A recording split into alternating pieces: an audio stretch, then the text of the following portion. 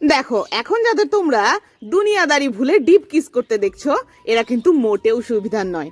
একজন হচ্ছে কালদম আর একজন হচ্ছে রিলস। হ্যালো ফ্রেন্ডস, আবারও চলে এসেছি আমার কলোনির কেচ্ছা কাহিনীর গল্প শোনাতে।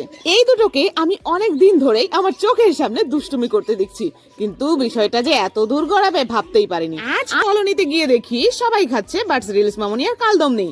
ঘরে টুকি দিতেই দেখি ওরা দুজনেই ঘরে। এইবার বিষয়টা দেখতে হচ্ছে ভেবে কাছে গিয়ে দেখি রিলস মামনি নতুন বাসায় বসে রয়েছে। বিষয়টা কি?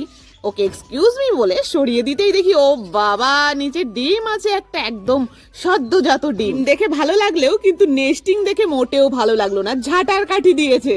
তার জন্য আমি ওদের ভালো নেস্টিং দেওয়ার জন্য চলে আসলাম আমার কলোনির অন্য প্রান্তে, যেখানে আমি গোপন করে রেখেছি নেস্টিং।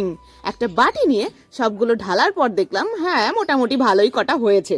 তো এই কটা নিয়ে আমি যেতে না যেতেই দেখি ও বাবা রে বাবা, আবার ফের ওরা চলে এসছে। ভালোই তো ঘুটুরঘু করতে পারো, অথচ নেস্টিং দিতে পারোনি। সুন্দর করে সরো, এবার যাও যাও যাও, আমি এখন নেস্টিং দেবো, যাও।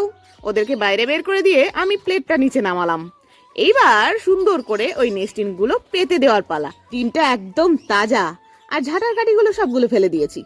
এইবার নেস্টিংটা ঢেলে তার উপরে ডিমটা দিয়ে দেবো, জাস্ট ব্যাস হয়ে গেল। এইবার ওরা এসে দেখুক কত সুন্দর নেস্টিং দিয়েছি, হবে কত ডিমে। এবার এইটাকে ভালো করে পেতে দিয়ে আমি বাইরে ওদেরকে ডাকতে গেলাম, যা যা ভাই যা, দেখ গা গিয়ে কত সুন্দর হয়েছে। এবার ওরা প্রথমে গিয়ে অবাকই হয়ে গেছিল, তারপরে দেখলাম আস্তে আস্তে রিলস মামনি নেমে গেল।